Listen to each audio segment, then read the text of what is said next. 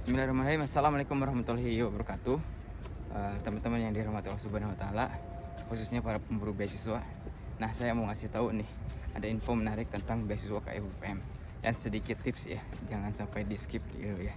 Nah, jadi teman-teman di KIUPM ini ada program yang namanya, ini program baru, program Direct Entry PhD. Jadi teman-teman yang S1 itu bisa langsung ke S3.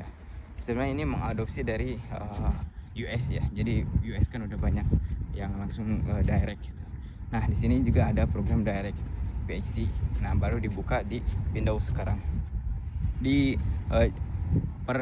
pendaftaran di term sekarang itu udah dibuka dan tapi kalau misalnya teman-teman mau daftar master bisa juga, tapi sangat-sangat terbatas. Bahkan cuma 5 atau 7 saja yang membuka program master, dan itu pun kalau tidak ada program PhD-nya. Jadi misalkan nih teknik arsitektur. Nah, teknik arsitektur itu programnya sampai master aja. Tapi kalau misalkan saya nih di teknik material itu kan programnya ada PhD sekarang. Nah, berarti di masternya nggak ada gitu. Jadi langsung dihapusin. Jadi buat teman-teman yang mau daftar S2 di KIUPM itu gak usah mikir panjang lagi, langsung ke S3 aja selama itu selama itu dibuka ya, selama itu tersedia. Kenapa? Karena kesempatannya terbuka, kolaborasinya banyak, fasilitasnya juga insya Allah mendukung buat teman-teman studi. Jadi datang ke sini insya Allah sudah tinggal belajar aja. Nah, teman-teman yang perlu disiapkan nih, boleh dicatat ya, boleh dicatat. Jadi teman-teman yang pertama harus disiapkan itu seperti pada umumnya ya, CV pun harus diperbaiki lah gitu ya. Kalau bisa ya kalau bisa 2 halaman gitu ya, jangan terlalu panjang-panjang aja. Yang penting mah bisa mencakup professional experience, education. Tapi yang pertama adalah education dulu ya, education, terus kemudian professional experience atau organisasi gitu ya, pengalaman organisasi, terus kemudian research experience, terus kemudian bebas spesifik pada umumnya. Tapi yang saya catat di sini adalah kalau bisa jangan ada foto ya. Jadi beberapa kesalahan juga, pertama terlalu banyak halamannya, terus ada juga fotonya juga ya. Kalau bisa sih saya sih menyarankan jangan, gak usah ada fotonya. Jadi cukup nama, terus fontnya yang baik lah gitu, jangan yang terlalu meringkal gitu ya. Jadi yang biasa aja. Terus yang kedua adalah statement of purpose atau essay. Nah, statement of purpose ini sangat-sangat krusial. Kenapa? Karena ini benar-benar gerbang utama nih buat lolos di administrasi. Kenapa? Selain persyaratannya harus lengkap, jadi dibaca juga tuh. Kalau misalkan lebih dari 1 halaman misalnya ditolak langsung, karena ditulisnya juga kan persyaratannya itu 1 page essay. Jadi kalau misalnya udah lebih dari 1 halaman ya udah gak usah dilanjutin lagi. Jadi teman-teman hati-hati. Terus di sini juga nih buat teman-teman yang mau nulis essay, kalau bisa nih, ini cara saya sih, tapi kalau misalkan teman-teman boleh cara lain juga nggak apa-apa. Jadi saya kontak dulu ke profesornya, satu profesor atau beberapa profesor, kontak tuh, saya berminat di riset ini, saya pengalaman di sini atau pernah kerja di sini, ditulisin aja di emailnya itu.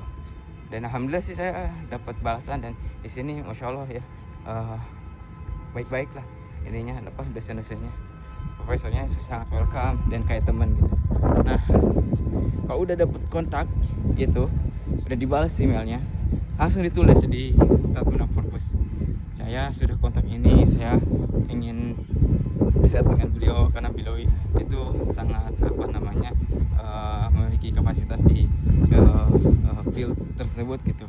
Nah, coba ditulisin di sana.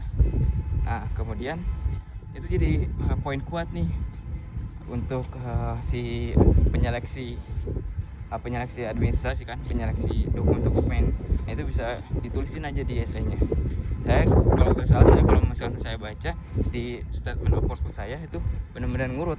Jadi saya kenal ini, kemudian kenal ini untuk risetnya, kemudian riset ke depannya mau ngapain. Ya meskipun belum ada publikasi, tapi ya dengan pengalaman kerja kan tiap orang beda-beda ya kondisinya ya. Kalau ada yang punya publikasi tapi sedikit pengalaman kerja, ada yang banyak pengalaman kerja, publikasinya sedikit, jadi berimbang. Atau mungkin bahkan ada dua-duanya ya, publikasinya banyak, pengalaman kerjanya banyak, itu makin keren. Tinggal doa sama Allah aja itu, keberuntungan bisa dapat atau enggaknya. Terus kemudian yang keduanya nih, poin kedua di statement of purpose ya, kalau bisa nih teman-teman masukin Saudi Vision 2030. Kenapa? Karena masa sih kita masuk tapi tidak ada kontribusi buat Saudi gitu. Nah kalau bisa ada dikaitin ini dengan dengan Saudi. Maksudnya apa? Kayak di Saudi itu kan tentang sustainability, renewable energy, terus kemudian banyak ya, bisa dicek lah, dikepoin di Saudi Vision 2030. Jadi langsung teman-teman bisa bisa cek lah di sana. Nah, tulisin. Kemudian sisanya nih ada certificate, terus kemudian pastiin terupload ya. Terus kemudian transkrip, terus ada lagi recommendation. Nah, uniknya di recommendation ini kalau misalkan LPDP atau beasiswa lainnya kan harus nulis ya, si recommender itu harus nulis. Tapi ini enggak. Tapi sistemnya kayak gini. Jadi kita minta ke recommender itu, calon recommender itu emailnya. Jadi emailnya itu diminta, habis diminta, nah dicantumin lah tulisannya. Ulangi, saya minta emailnya. Nah, emailnya itu dicantumin di proses atau di dashboard kita di di website pendaftaran KIUPM itu. Udah misalkan 2 kan, kita minimalnya 2 ya. Nah, bisa dari atasan ataupun dosen. Itu terserah teman-teman. Yang penting pas waktu KIUPM ngirim email ke teman-teman, ke email yang sudah teman-teman masukin, nah itu si recommendernya itu balas. Nah, biasanya itu berbentuk dalam form. Jadi secara singkat sih, sejauh mana kenal beliau, kenal kita gitu ya, sejauh mana recommender itu tahu kita, misalkan seperti itu. Jadi berbentuk form gitu, bukan berbentuk esai gitu, enggak. Jadi kayak kayak form aja, kayak ngisi form yang disediain gitu. Nah, pastiin diupdate terus, dilihat terus di portalnya. Oh, ini udah terkirim recommendationnya, dan ini udah terkirim, udah ngisi.